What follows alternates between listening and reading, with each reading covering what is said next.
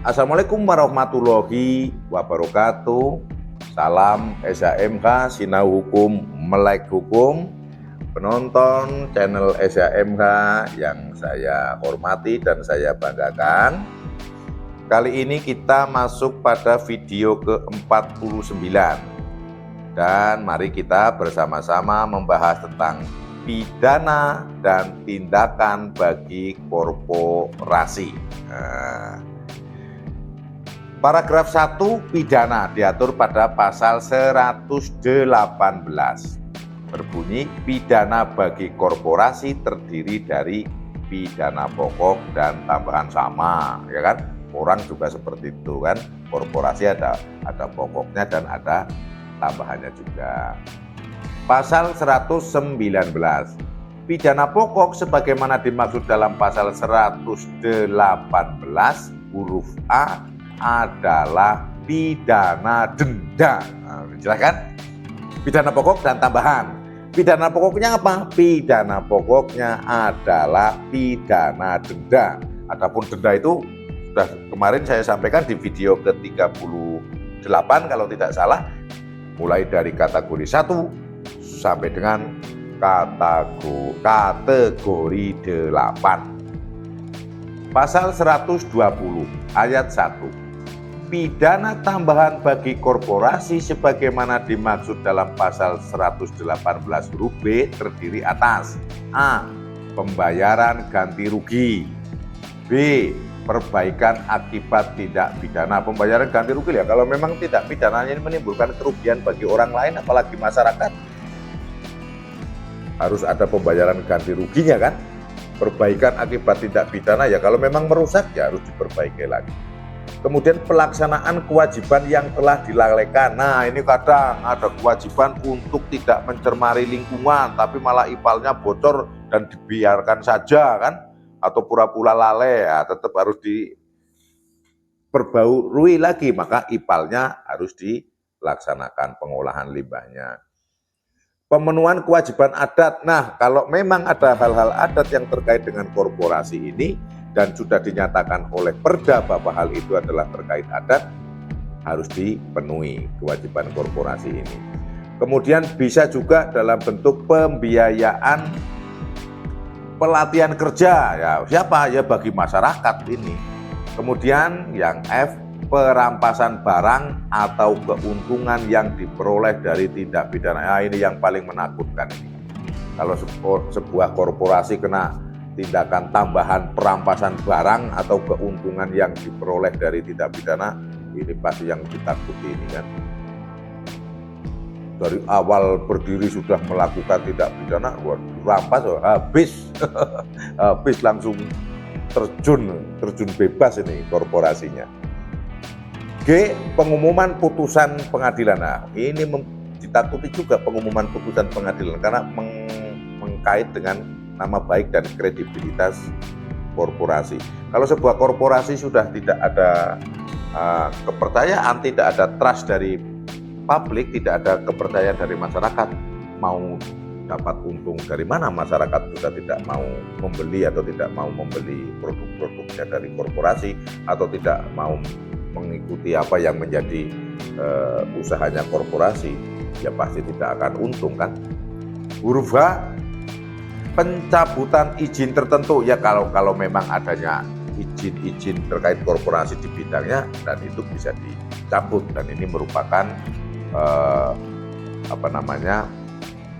pidana tambahan bagi korporasi yang pada huruf H. Huruf I, pelarangan permanen melakukan perbuatan tertentu. Walah, dilarang secara total ini. Bisa jadi karena saking sangat kebangetan gitu kan, kalau orang Jawa itu saking kebangetannya, wah sudah ini meribukan sangat banyak, akhirnya permanen aja dilarang. C, penutupan seluruh atau sebagian tempat usaha dan atau kegiatan korporasi. Hampir sama ini kayak yang dilarang permanen. Kalau ditutup semuanya ya sama saja permanen kan. Kemudian K, pembekuan seluruh atau sebagian kegiatan usaha, dibekukan, nggak boleh usaha. Yang ketiga adalah Yang huruf I ini selanjutnya adalah pembubaran korporasi. Wah, musnah. Bagi korporasi kalau sudah terkena ini, sudah selesai. Maka dari itu, aturan KUHP ini yang baru ini sangat bagus. Sehingga dengan ada aturan ini, maka begitu ada korporasi, sudah berpikir jangan sampai melakukan tindak pidana karena bisa dibubarkan pada huruf I ini.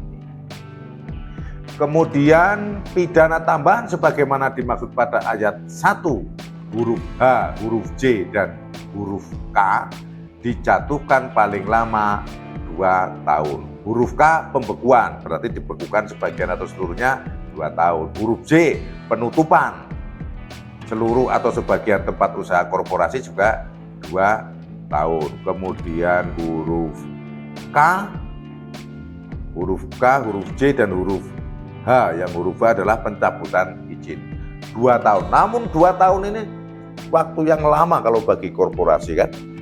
Kalau untuk usaha, wah udah barang-barangnya, alat-alatnya, udah banyak yang rusak gitu.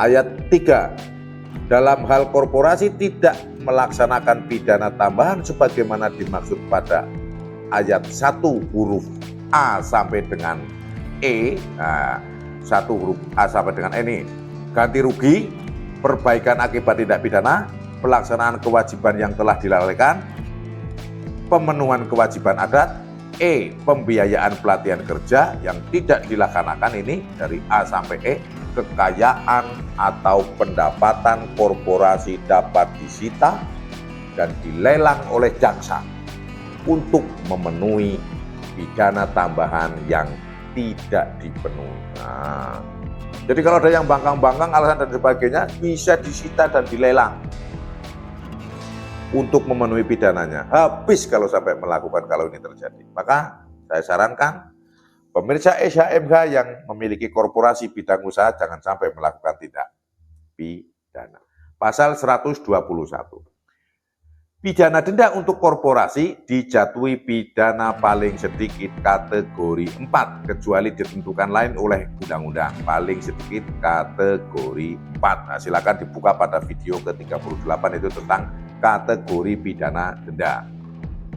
Dalam hal tindak pidana yang dilakukan diancam dengan A, pidana penjara di bawah 7 tahun. Pidana denda paling banyak untuk korporasi adalah kategori 6.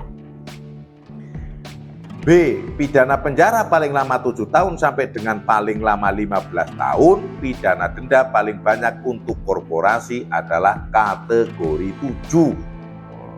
Atau yang diancam pidana mati, pidana penjara seumur hidup, atau pidana penjara paling lama 20 tahun. Pidana denda paling banyak untuk korporasi adalah kategori 8. Ini paling tinggi ini kan. Pasal 122 ayat 1, pidana denda wajib dibayar dalam jangka waktu tertentu yang dimuat dalam putusan. Ya, biar tidak ngemplang, tidak ngulur-ngulur waktu, harus diputuskan benar ini. Ayat 2, putusan pengadilan sebagaimana dimaksud pada ayat 1 dapat menentukan pembayaran pidana denda dengan cara mengangsur. Bolehlah, masih ada apa namanya, toleransinya ini, boleh diangsur ini kan. Dalam waktu yang jangka waktu tertentu. Ayat 3, jika pidana denda sebagaimana dimaksud pada ayat 1 tidak dibayar dalam jangka waktu tertentu yang telah ditentukan, kekayaan atau pendapatan korporasi dapat disita dan dilelang oleh jaksa untuk melunasi pidana denda yang tidak dibayar. Ngeyel bukan sita kan. Ayat 4, dalam hal kekayaan atau pendapatan korporasi tidak mencukupi untuk melunasi pidana denda sebagaimana dimaksud pada ayat 3, korporasi dikenai pidana pengganti berupa pembekuan sebagian atau seluruh kegiatan usaha korporasi. Saya pikir untuk menjaga marwah-marwah negara jangan sampai juga ada dimain-mainkan oleh korporasi. Saya pikir sangat bagus adanya aturan ini ya, sangat bagus, sehingga pengusaha-pengusaha yang memiliki korporasi di dalam segala bidang atau justru korporasi yang tidak memiliki badan hukum ataupun badan hukum akan berhati-hati bila melakukan tindak pidana. Saya pikir ini yang bisa saya sampaikan, semoga bermanfaat. Mohon maaf apabila ada salah, silakan berikan kepada saya kritikan, saran yang membangun pada kolom komentar. Bagi yang belum subscribe, silakan subscribe, ikuti terus video-video SHMH.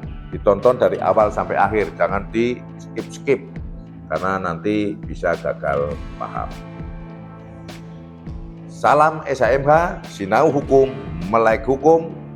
Wassalamualaikum warahmatullahi wabarakatuh. Terima kasih.